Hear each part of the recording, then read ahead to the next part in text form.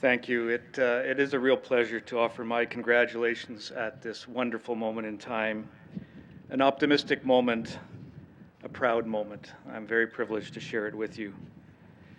I wanted to make three remarks today and try to help make a memorable speech. It's our job as speakers to try to provide some comments on such an auspicious occasion. But I did want to comment about the future, a little bit about positive environmentalism and what I call and what has been the concept that has emerged called rewilding. And rewilding is not a return to your first year, just in case you're worried.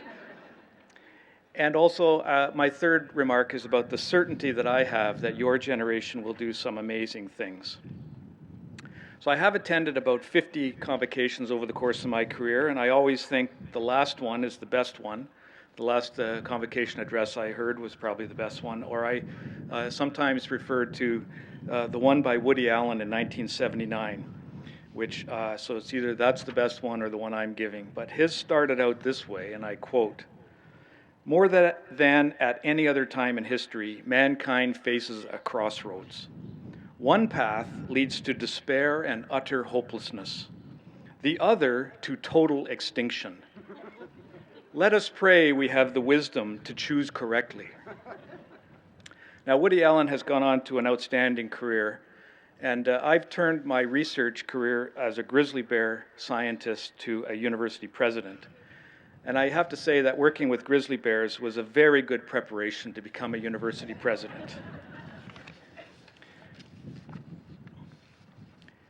So first today, we recognize the achievements of the graduating class. And I think we affirm what is the most noble human desire, the commitment to the future. You have received the very best preparation that Trent University has to offer in critical thinking skills and in important disciplinary and interdisciplinary knowledge. You are uniquely positioned and have unique experience in health behavioral change and in advocating for adaptive community efforts. Nurses are among the most interdisciplinary of all the professions, studying psychology, development, sociology, anatomy, and physiology. You are grounded in ethics, practice, leadership, safety, and social justice. And here at the Trent Fleming School of Nursing, the curriculum deals explicitly with aging and environmental, indigenous, rural, and women's health. In March this past year, the Trent Fleming School of Nursing received the highest accreditation level possible in the province, a 7-year confirmation that Trent has one of the very best models of nursing education in the province.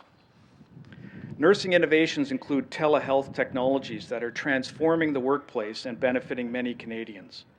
And again this past year, Trent nursing students won the inaugural Student e-Health Award for a new mobile website app that helps students deal with mental health issues.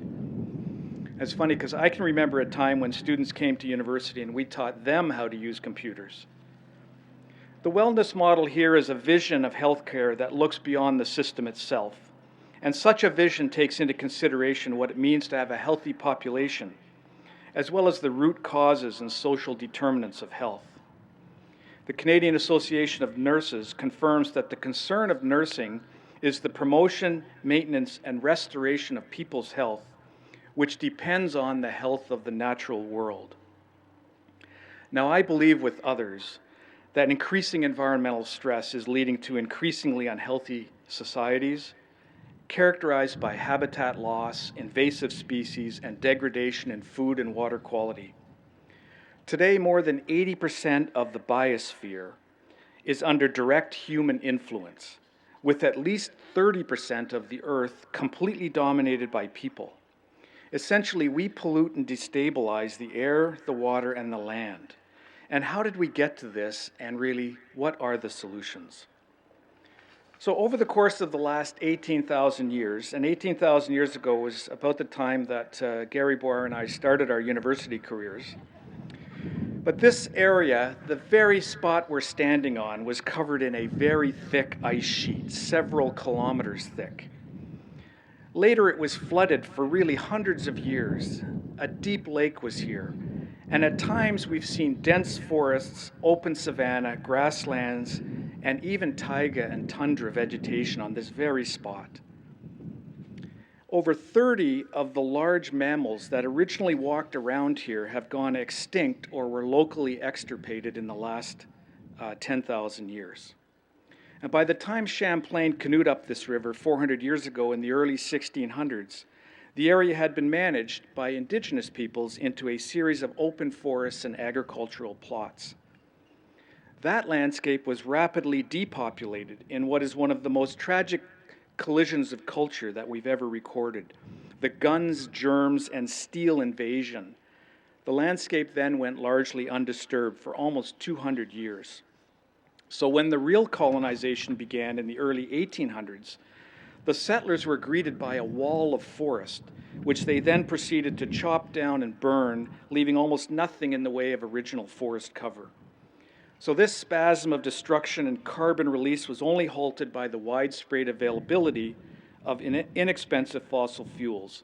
And the area has been recovering for almost 100 years. So here's the good news. The good news is that in comparison with a century ago, Ontario now has more forest cover, cleaner water, a recovering native biosphere, more biodiversity, and a greatly improved quality of life. So not all environmental change is bad. And those good outcomes are almost entirely due to the efforts of a previous generation of Canadians who ushered in a commitment to landscape conservation that is still underway. This has been the golden age of conservation, but the next 100 years requires that more must be done. Natural processes, natural habitats, and natural connections are required for society and individuals to be healthy. Healthy, functioning ecosystem processes means more wild places, more diverse places, more stable and resilient, and infinitely more interesting. We need this positive environmentalism, where more of our spiritual and physical needs are satisfied without manipulating, altering, or even managing the environment. So you have learned how to learn, to appreciate environmental history, to predict human impacts, and you have access to unprecedented levels of education, technology, and applied knowledge. You have a lot of work ahead of you, important work, new careers and family to support. Some of you will be moving halfway across the country or around the world, and while you are doing all of that, I hope you'll take seriously the need to preserve the environment, to leave more wild places and wildness for your children in a healthier world. Others have written about some of the details needed for rewilding our landscapes, and here are just 3 examples. The genetic restoration of Pleistocene mammals, the ones that have now been extinct for tens of thousands of years, such as the North American lion. The habitecture, which is the merging of habitat and architecture to create cities that are more friendly for wildlife, for wild animals, for wildness. And the fight against invasive species, which are made viable in new landscapes by our sometimes inadvertent but often thoughtless introduction of them in a vulnerable place. These others who have written about these ideas to create a new, wilder world for us to become more healthy are helping fight the single major cause of the decline of the natural world. It's a lack of awareness of the awe and beauty of nature, the need to connect with nature, to even begin to start to understand ourselves. You can help cure our collective environmental amnesia, create a new respect for nature, and liberate the wild. Thank you and good luck.